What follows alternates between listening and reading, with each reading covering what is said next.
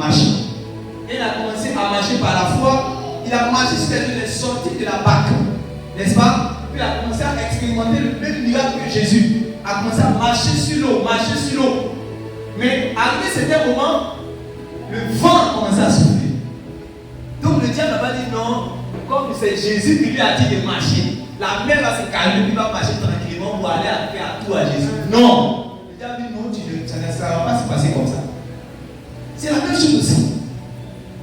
Tu penses qu'il va te laisser comme ça, tu vas vivre ta vie, tout est parfait, il n'y a aucun problème. Non! Tu as un adversaire qui va se lever. Mais Dieu dit, ne t'inquiète pas si l'adversaire se lève. Ne trouve pas, ne sois pas désemparé si l'adversaire se lève, parce que moi je suis là. David a dit quoi? Quand je marche dans l'ombre de la vallée de la mort, je ne crains aucun mal. Il va marcher dans l'ombre de la vallée de la mort. Mais toi, chrétien, tu as peur de marcher dans l'ombre de la vallée de la mort. Tu es plus conscient de l'ombre de la vallée de la mort que de la présence de l'Éternel dans cette ombre de la vallée de l'ombre de la mort. Alléluia. Amen. Et il commence à marcher.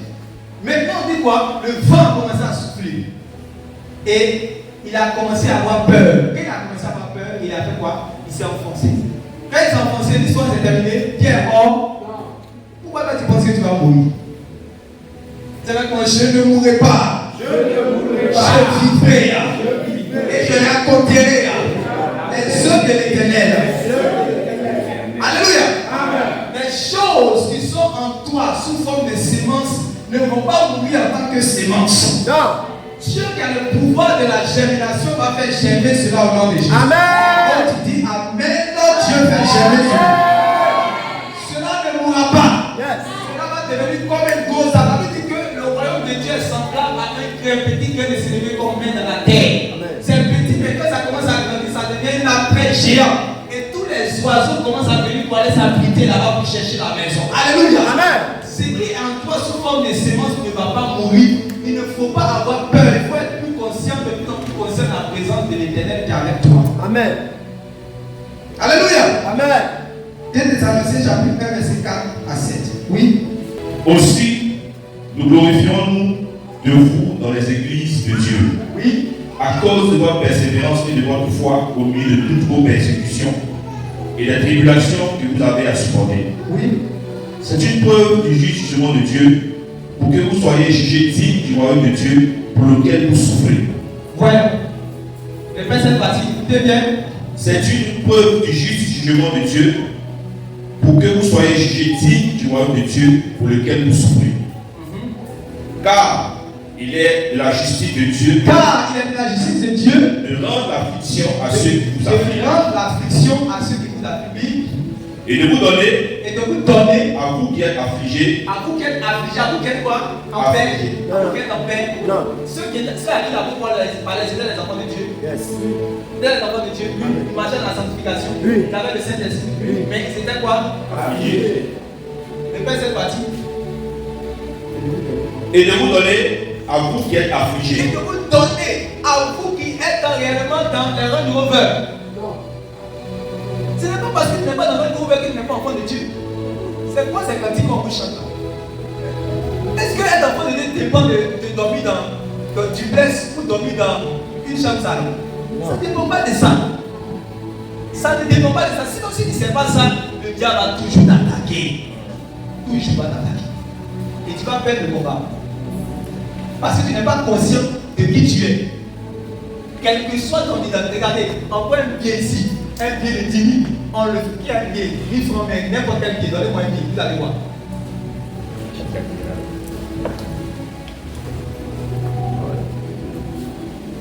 Voyez le billet, il y a un autre billet ici, plus joli que ça. Non, on est ici, puis on voit l'autre billet.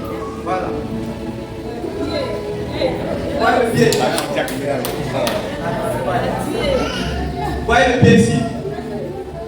Ici c'est combien? 5 000, ici c'est. Quand on prend 5 000 là, voyez, viens, ça c'est quitter la banque. Pourquoi on fait comme ça?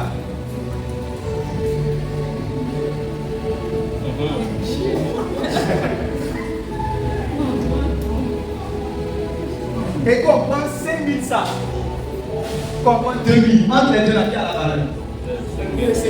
Qui a la valeur? Vous devez les froisser. parce que tu es froissé par beaucoup de choses que tu n'as pas la place. Alléluia. Est-ce qu'on peut prendre les 5 000 pour aller acheter quelque chose? Oui. Comme ça, il y a beaucoup de choses qui sont en toi avec que tu es froissé comme ça. Maintenant, tu es affligé. Maintenant, tu as vécu un problème. Ce n'est pas le problème là réellement qui enlève ton identité. Je sais que c'était fils de Dieu, quand il était nu, tout le monde l'a regardé. Est-ce que parce qu'il était nu, que tout le monde se moquait de lui, il n'était plus fils de Dieu? C'est que lui, le brigand qui était à côté là. Il dit non. Comment un fils de Dieu qui a parlé qu'il est fils de Dieu là? C'est lui qui est là. Non. Si vraiment il est fils de Dieu, et quand c'est délivré, il va descendre, puis nous, il va nous délivrer. Si on ne peut pas croire, pourquoi il est arrivé à dire ça? Parce que de la même manière dont lui il est traité là, c'est comme ça celui qui prétend être le fils de Dieu aussi est traité. Le fils de Dieu était brisé, lui aussi il est brisé. Le fils de Dieu est cloué, lui aussi il est cloué. Le fils de Dieu pleure, c'est-à-dire que lui aussi les deux pleurent. Lui pleure, le fils de Dieu pleure. Lui il est ensanglanté, le fils de Dieu est ensanglanté. Lui il a été déshabillé, le fils de Dieu aussi est déshabillé. Comment est-ce que lui peut encore croire que ce fils-là est différent de lui? Mais l'autre brigand qui était à côté l'a dit, nous méritons notre sort. Mais cet homme qui est là, malgré qu'il est brisé, malgré qu'il est froissé, malgré qu'il est humilié, malgré qu'il a été rendu nu, on a enlevé son vêtement, malgré qu'il est ensanglanté, il est toujours le fils de Dieu. Vous pensez que, regardez, on dit Marie, sa mère était à côté, Jean était là. Plusieurs ont fui, mais c'était là, ils ont regardé. Quand vous regardez les croix, sur la croix, on met les petits linges là, c'était pas comme ça, il était nu. Quand les Romains, c'est parce que c'est honteux qu'on ne met pas. Sinon, on était nu. Mais comment tu regardes et tu crois toujours que c'est le maître qui est là? Si c'était toi, tu allais quoi? Ça vous fait réfléchir maintenant. Ce n'est pas parce que tu es comme ça, on a marché sur toi, qu'on ne peut plus rien faire avec toi. Dieu sait la valeur que tu as. Dieu sait la valeur que tu as. Même si le vie est comme ça, le vie a toujours plus de valeur que 2000 qui est là, qui n'est pas froissé. Je prends un exemple. Le 2000 que vous voyez là, c'est comme les gens dans ce monde qui n'ont pas Christ. Alléluia. Amen. Parce que tant que quelqu'un n'a pas Christ, il n'a pas une valeur aux yeux de Dieu. Une grande valeur aux yeux de Dieu. Regardez, Jésus a dit quoi? Dieu a dit de Jésus, celui-ci est mon fils bien-aimé en qui j'ai mis toute mon affection. Il dit celui-ci, il a rien beaucoup d'hommes sur la terre, mais il a dit celui-ci là est mon fils bien-aimé en qui j'ai mis toute mon affection. Cela veut dire que la manière dont Dieu aime Jésus là, c'est pas comme Dieu aime tous les hommes. Dis pas amen, tu comprends. Amen. De la manière dont le Père aime le Fils là, ce n'est pas la même chose que tous les hommes. Maintenant on dit que Dieu a tant aimé le monde, mais l'amour que le Père a pour le Fils est terrible et incommensurable, tu ne peux pas comprendre. Amen. Alléluia. Amen.